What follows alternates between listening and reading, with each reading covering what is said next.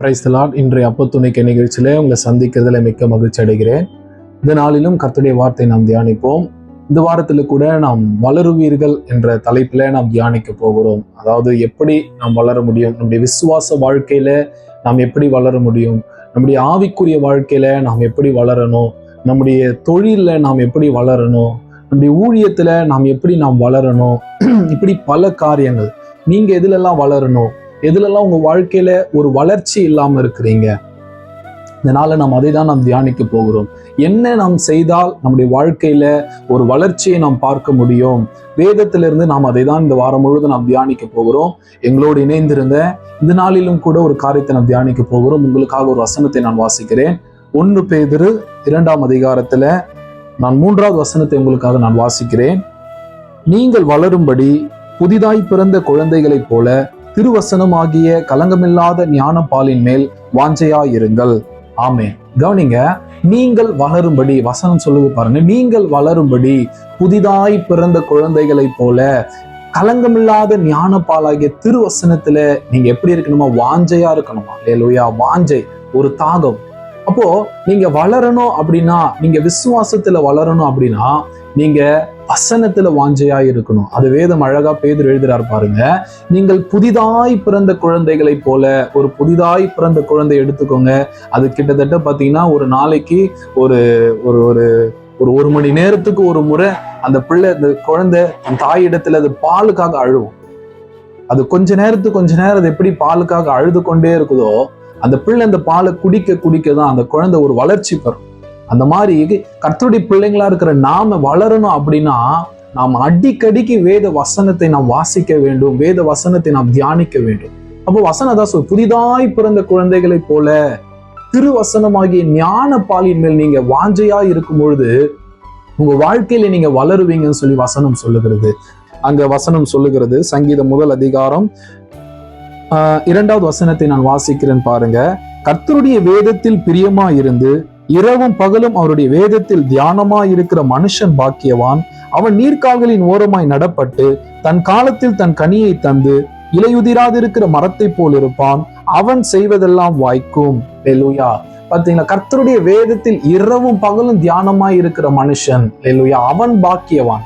பாக்கியவான் அப்படின்னா அவன் ஆசீர்வதிக்கப்பட்டவன், அவன் வாழ்க்கையில் ஆசீர்வதிக்கப்படுவான், அவன் மேல மேல உயர்ந்து போவான். அல்லேலூயா. வசனம் சொல்லுது பாருங்க, அவன் செய்வதெல்லாம் வாய்க்கும். அல்லேலூயா.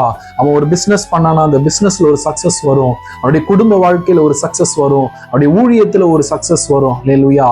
யாரெல்லாம் கர்த்தருடைய வேதத்துல பிரியமா இருக்கிறீங்களோ உங்க வாழ்க்கையில ஒரு சக்சஸ் வரும்.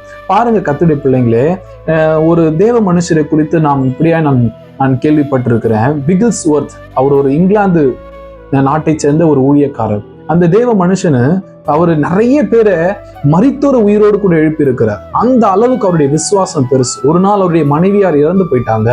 அந்த மனைவியார் இறந்து போன போது இவர் வெளிநாட்டுல இருந்தார்.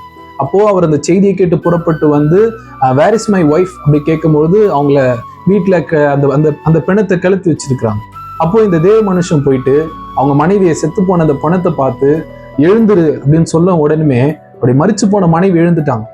அப்பேற்பட்ட ஒரு விசுவாச அப்போஸ்தலன் என்று சொல்லி அவரை குறித்து நாம் அந்த புத்தகத்துல நான் வாசிச்சிருக்கிறேன். அந்த தேவ மனுஷனை குறித்து அந்த புத்தகத்துல எழுதப்பட்டிருக்கிறது, அவர் 15 நிமிஷத்துக்கு ஒரு முறை வேத வசனத்தை வாசிச்சு கொண்டே இருப்பாராம். அந்த புத்தகத்தை அவர் வாசிச்சுட்டே இருப்பாராம். அவருடைய ஷர்ட் பாக்கெட்ல எப்பவுமே ஒரு வேதம் இருக்குமா, ஒரு புதிய ஏற்பாடு அவருடைய சட்ட பாக்கெட்ல அது எப்பவுமே இருக்குமா.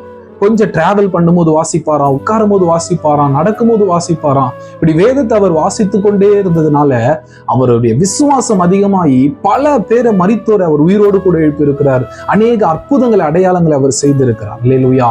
ஆகையினால கர்த்தருடைய பிள்ளைங்க, நீங்க உங்க வாழ்க்கையில வளர்ச்சி அடையாம இருக்கிறதுக்கு காரணம் என்ன தெரியுமா? நீங்க வேதத்தின் மேல வாஞ்சை இல்லாம இருக்கிறீங்க. வசனத்தை ஒரு நாளைக்கு ஒரு அதிகாரம் கூட நாம் வாசிக்க முடியாம இருக்கிறோம். இந்த நாள்ல நீங்க வளரணும் அப்படின்னா, உங்க வாழ்க்கையில ஒரு வளர்ச்சி வரணும் அப்படின்னா வேதத்தை தினந்தோறும் வாசிங்க, வசனத்தை தினந்தோறும் வாஞ்சையா வாசிங்க.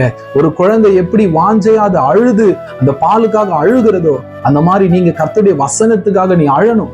ஒவ்வொரு நாளும் வாஞ்சையோடு நீங்க வேதத்தை வாசிக்கும் போது உங்க வாழ்க்கையில நீங்க வளர்ச்சி அடைவீங்க. அல்லேலூயா. நீங்க பாருங்க, அப்போஸ்தலர் 17:11 ஒரு திருச்சபையை குறித்து நாம் பார்க்கிறோம். பெரோயா என்கிற ஒரு பட்டணத்துல அங்க உள்ள கர்த்தருடைய ஜனம் எப்படிப்பட்டவர்களா இருந்தாங்க சொல்லி வசனம் சொல்லுது பாருங்க. அப்போஸ்தலர் 17:11 நான் உங்களுக்காக வாசிக்கிறேன் பாருங்க. அந்த பட்டணத்தார் மனோவாஞ்சையாய் வசனத்தை ஏற்றுக்கொண்டு காரியங்கள் இப்படி இருக்கிறதா என்று தினந்தோறும் வேத வாக்கியங்களை ஆராய்ந்து பார்த்ததினால் தெசலோனிக்கேயில் உள்ளவர்களை பார்க்கிலும் நற்குணசாலிகளாய் இருந்தார்கள். அதனால் அவர்களில் அநேகம் பேரும் கனம் பொருந்திய கிரேக்கரில் அநேக ஸ்திரீகளும் புருஷர்களும் விசுவாசித்தார்கள். அல்லேலூயா. அந்த பெரோயா பட்டணத்தார் தெசலோனிக்கே திருச்சபையை காட்டிலும் இவர்கள் விசுவாசத்துல அதிகமானாங்க. காரணம் என்ன? அவர்கள் தினந்தோறும் வேதத்தை ஆராய்ந்து பார்த்தார்கள், தினந்தோறும் வேத புத்தகத்தை அவர்கள் வாசிச்சார்கள், வசனத்தை மனோவாஞ்சையாய் அவர்கள் கேட்டார்கள். அதனால் அவங்க வாழ்க்கையில அந்த வளர்ச்சி. இன்னைக்கு நீங்க வளரணுமா? கர்த்தருடைய வசனத்தின் மேல தியானமா இருங்க, கர்த்தருடைய வசனத்தின் மேல வாஞ்சையா இருங்க. அப்போ உங்க வாழ்க்கையில நீங்க வளருவீங்க. அல்லேலூயா. உங்க வளர்ச்சியை ஒரு மனுஷனால தடுக்க முடியாது. கர்த்தர் தாம் உங்களை ஆசீர்வதிப்பாராக. ஆமென்.